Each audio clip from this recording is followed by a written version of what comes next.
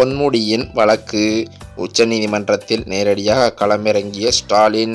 அச்சத்தில் பாஜக. வருமானத்துக்கு அதிகமாக சொத்து குவித்த வழக்கில் 3 ஆண்டு சிறை தண்டனை பெற்றதால் அமைச்சர் பதவியை பறிகொடுத்த பொன்முடி நேற்றைய தினம் சென்னையில் முதல்வர் மு.க.ஸ்டாலினை சந்தித்து ஆலோசனை நடத்தியுள்ளார். திமுகவில் முக்கிய பொறுப்பில் வகித்து வந்த பொன்முடி அவர்களுக்கு சொத்து குவிப்பு வழக்கில் குற்றவாளி என்று கூறி அவருக்கு 3 ஆண்டு சிறை தண்டனை கொடுக்கப்பட்டது. இதனையடுத்து பொன்முடியும் மனைவி விசாலாட்சி இருவரின் வயது மற்றும் மருத்துவ காரணங்களை சுட்டிக்காட்டி குறைந்தபட்ச தண்டனை விதிக்க வேண்டும் என்று கைகூப்பி கோரிக்கை விடுத்தார். அதற்கு தங்களுக்கு மேல் உள்ள நீதிமன்றமான உச்சநீதிமன்றத்தில் நிவாரணம் கோரலாம் என நீதிபதியும் தெரிவித்திருந்தார். தண்டனை நிறுத்தி வைக்கப்பட்டுள்ளதால் அமைச்சர் பொன்முடி மற்றும் அவர் மனைவி விசாலாட்சி ஆகியோர் சிறை செல்ல வேண்டிய அவசியமில்லை. இருப்பினும் அமைச்சர் பொன்முடி எம்எல்ஏவாக பதவி வகிக்கும் தகுதியை இழந்துவிட்டார். அதோடு மட்டுமல்லாமல் 30 நாட்கள் அவகாசம் அவருக்கு கொடுக்கப்பட்டிருக்கிறது. அதுவரை உயர்நீதிமன்ற தீர்ப்பு நிறுத்தி வைக்கப்பட்டுள்ளதாகவும் சொல்லப்படுகிறது.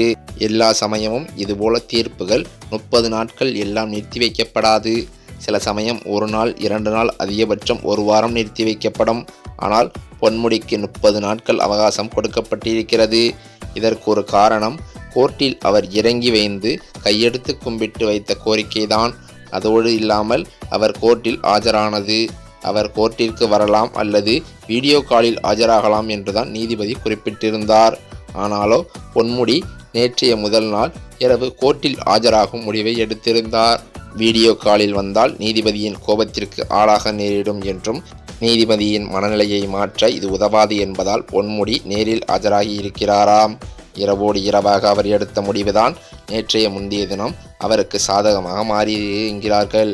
சொத்து குவிப்பு வழக்கில் குற்றவாளி என அறிவிக்கப்பட்ட அமைச்சர் பொன்முடி மற்றும் அவரது மனைவி விசாலாட்சி ஆகியோருக்கு தலா 3 ஆண்டுகள் சிறை தண்டனையும் 50 லட்சம் ரூபாய் அபராதமும் விதித்து சென்னை உயர்நீதிமன்றம் தீர்ப்பளித்தது.